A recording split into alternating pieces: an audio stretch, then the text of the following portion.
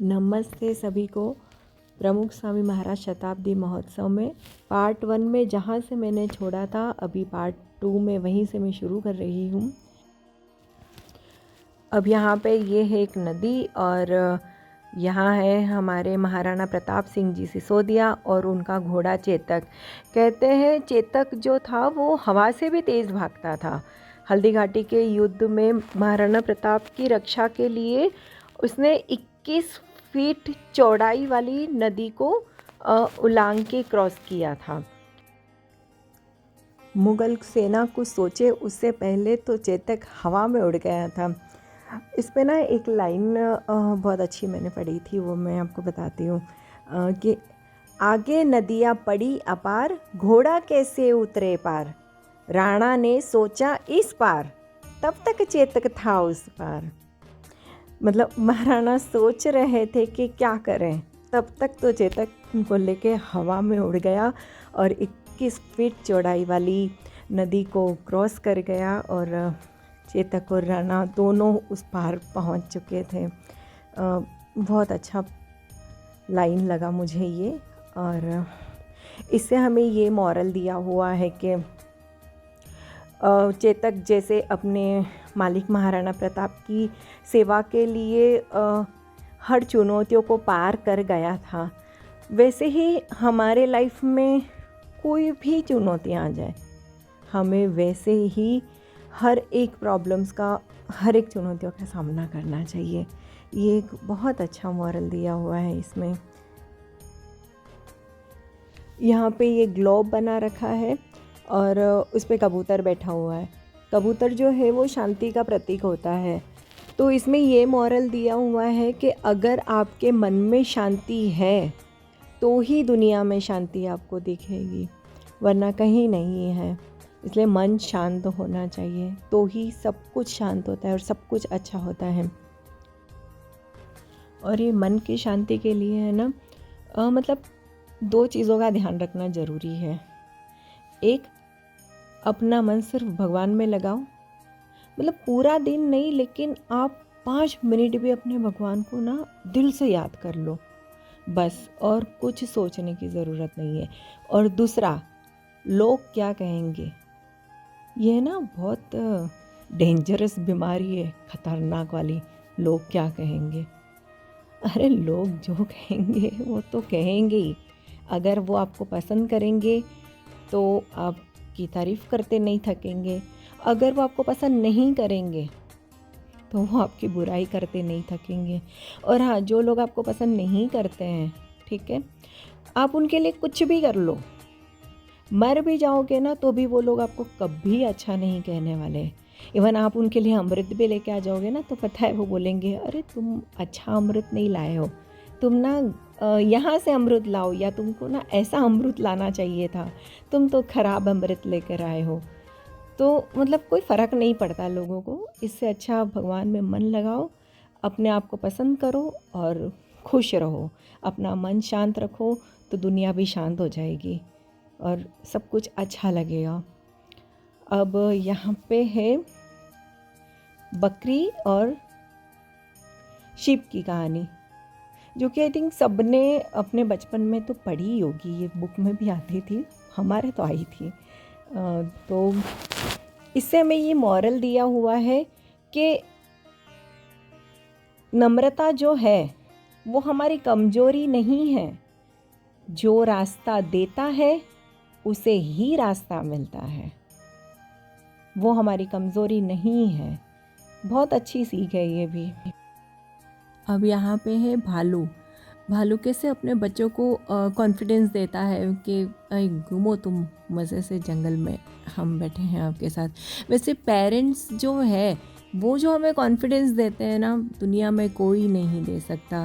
मतलब ऐसा कहते हैं कि आप सातों जग हार जाओ, सातों आसमान हार जाओ, वो हार के आओ, उसके बावजूद भी तुम्हारी पीठ थपथपा के, तुम्हारे सर पे हाथ रख के तुम्हें अगर कोई कॉन्फिडेंस दे सकता है तो वो सिर्फ़ और सिर्फ माँ बाप है। माँ बाप से बढ़ कर के किसी में वो ताकत ही नहीं है कि तुम्हें वो कॉन्फिडेंस दे सके, वो आत्मविश्वास दे के फिर से खड़ा कर सके। अब यहाँ पे है डॉग्स। अब इसमें ये मॉरल दिया हुआ है कि वफादारी निभा के अगर जानवर भी इतना प्यारा हो सकता है तो ऐसी लॉयल्टी निभा ले तो इंसान कितना प्यारा बन जाएगा। अब यहाँ पे है चींटियाँ। चींटियों से हमें ये मॉरल दिया हुआ है कि यूनिटी बना के रखें, संप बना के रखें। संप में छोटी छोटी चींटियाँ भी इतनी ताकतवर हो जाती है। और ये है कछुए। कछुए से हमें सेल्फ कंट्रोल सीखना चाहिए। मतलब बाहर चाहे कुछ भी चल रहा हो, कोई भी प्रॉब्लम्स देख करके वो अपने आप को कैसे अंदर साइड ऐसे खींच लेते हैं। तो मतलब उनसे ये मॉरल हमें मिलता है कि बाहर की दुनिया में चाहे कितनी भी प्रॉब्लम्स चल रही हो, कुछ भी खराब वृत्तियाँ प्रकृतियाँ कुछ भी चल रहा हो, हमें खुद पे इतना कंट्रोल होना चाहिए कि वो कोई भी चीज़ हमारे मन को विचलित नहीं कर पाए। अब है बर्ड्स।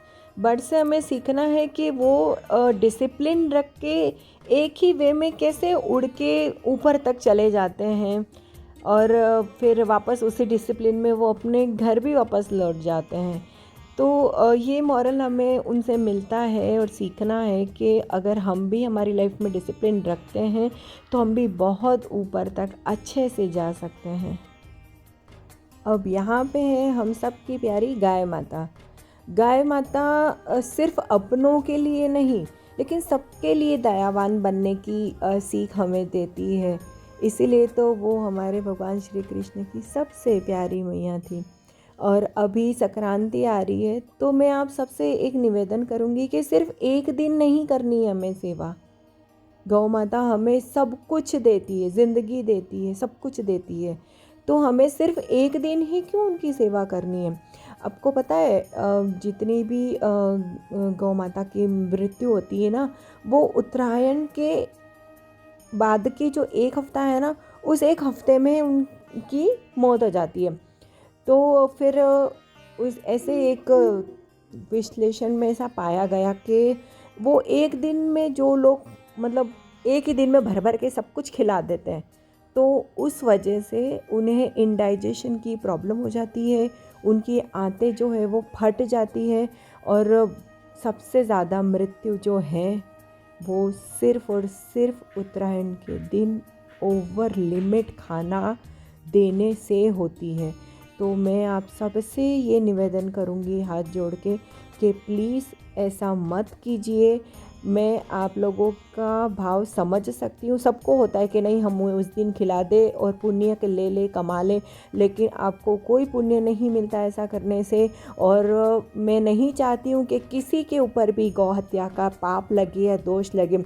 तो उससे एक बेटर उपाय यही है कि आप जो गौपालक हैं उन्हें पैसे दे दीजिए। अगर आपको उन पे ट्रस्ट नहीं है, आप पैसे नहीं देना चाहते, तो आप एक बहुत अच्छा काम कर सकते हैं कि आप जो भी आप दान करना चाहते हैं उन पैसों का अनाज ले लीजिए, ठीक है। जो भी गौ माता खाती है वो भूसा वगैरह जो भी उनका होता है वो ख़रीद के रख लीजिए, जो 2 महीने 4 महीने 6 महीने चल जाएगा, वो ख़रीद के उनको दे दीजिए। अगर आप ऐसा भी नहीं करना चाहते हैं, ठीक है, तो क्या करें कि मतलब जितने भी आपके पास पैसे हैं उनमें से आप आधे का कोई भी अनाज ले लो, जो अनाज आपको खिलाना हो वो चक्की पे जाके ना थोड़ा सा दरदरा पिसवा लो और आधो मतलब जितना आपने पिसवाया है उतना ही केजी आपको गुड़ लेना है।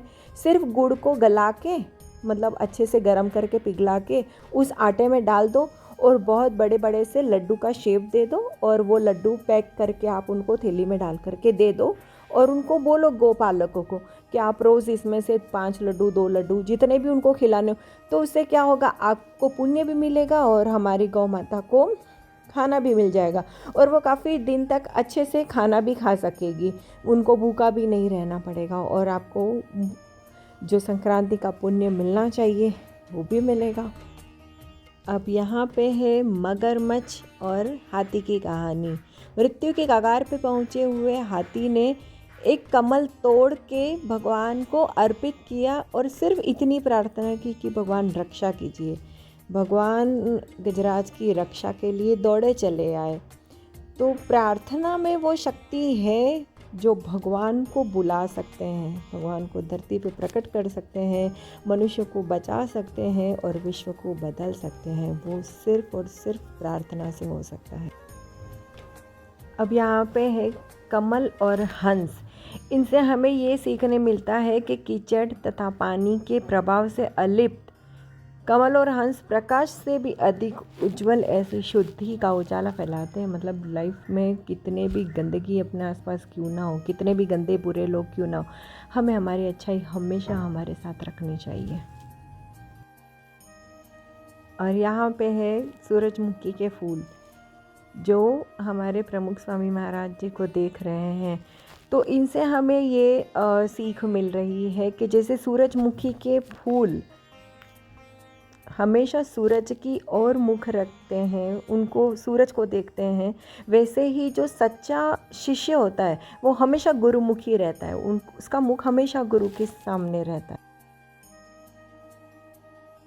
अब यहाँ है फूलों से भरा हुआ कलश। इससे हमें ये सीख मिलती है कि जैसे फूलों में खुशबू बिना कुछ कहे महकती रहती, वैसे ही अच्छे इंसानों में उसकी अच्छाई बिना कुछ कहे उभर के आ ही जाती है।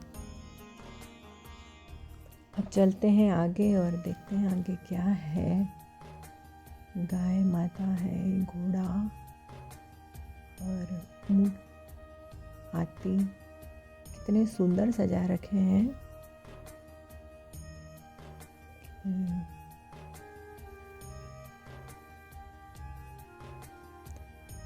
यहाँ पानी है, पानी में हाथी का प्रतिबिंब दिख रहा है और ये बड़ा सा हाथी और उस पे स्वामी जी विराजमान है।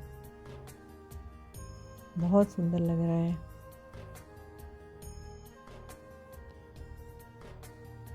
पूरा अच्छे से सब बना रखा है और नीचे साइड ना पानी है, तो मतलब जो भी उन्होंने बनाया है उसका प्रतिबिंब पानी में भी दिखेगा।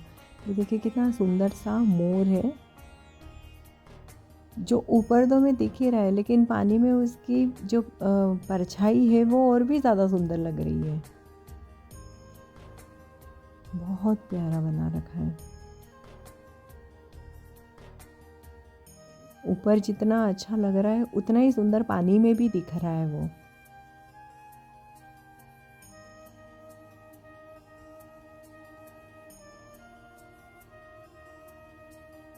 बहुत ही सुंदर कलरफुल मोर।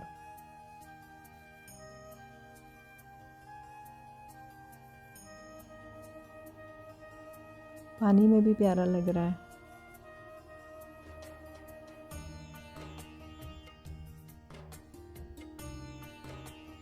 थोड़ी देर तो मैं यहीं खड़ी रह गई देखने के लिए, मतलब आंखें ही नहीं हट रही थी, ऐसा लग रहा था बस देखती रहूं, कितना सुंदर लग रहा है।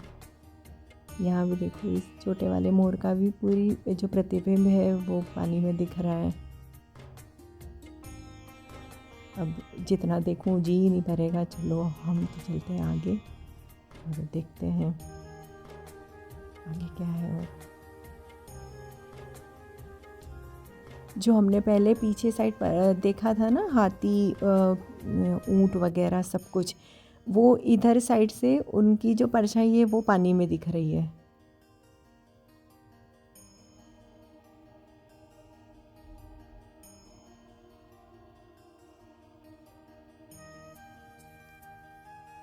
हाथी दिख रहा है, ऊंट और फिर घोड़ा, जो भी हमने पीछे साइड से जो देखा था, वीडियो लिया था मैंने, वही सेम पानी में भी दिख रहा है। ये भी मुझे काफ़ी सुंदर लगा, इसलिए मैंने यहाँ से भी फिर इसको शूट किया।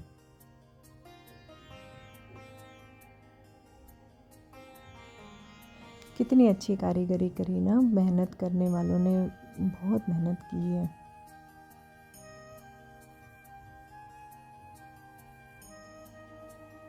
गाय माता भी पानी में कितने सुंदर लग रहे हैं।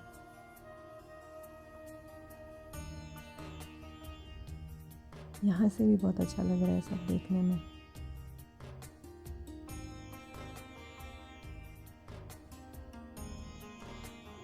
इसमें बहुत सारी चीज़ें ऐसी होगी या बहुत सारी ऐसी जगह होगी जो मैंने नहीं वीडियो लिया होगा, या फिर मैं खुद भी इतना बड़ा था ना तो मैं खुद भी नहीं जा पाई होंगी, हो सकता है। लेकिन मुझसे जितना हुआ उतना मैंने इसको शूट किया, और वीडियो भी इसीलिए मैंने अपलोड किया कि चलो सब लोग देख लेंगे, जो भी नहीं आ पाए, नहीं देख सकते हैं तो वो सब देख लेंगे, और मैं भी इसे बार बार देख करके खुद भी खुश रहूँगी।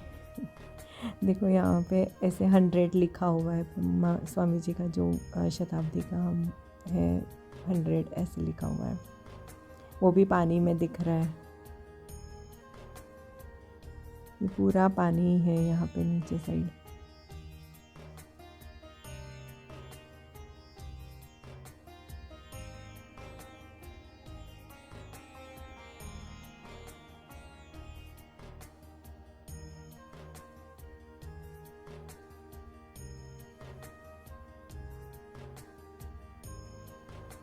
ये पीछे साइड से जो वाटर एनिमल्स हमने देखे थे वो इस तरफ से यहाँ पानी में भी दिख रहे हैं।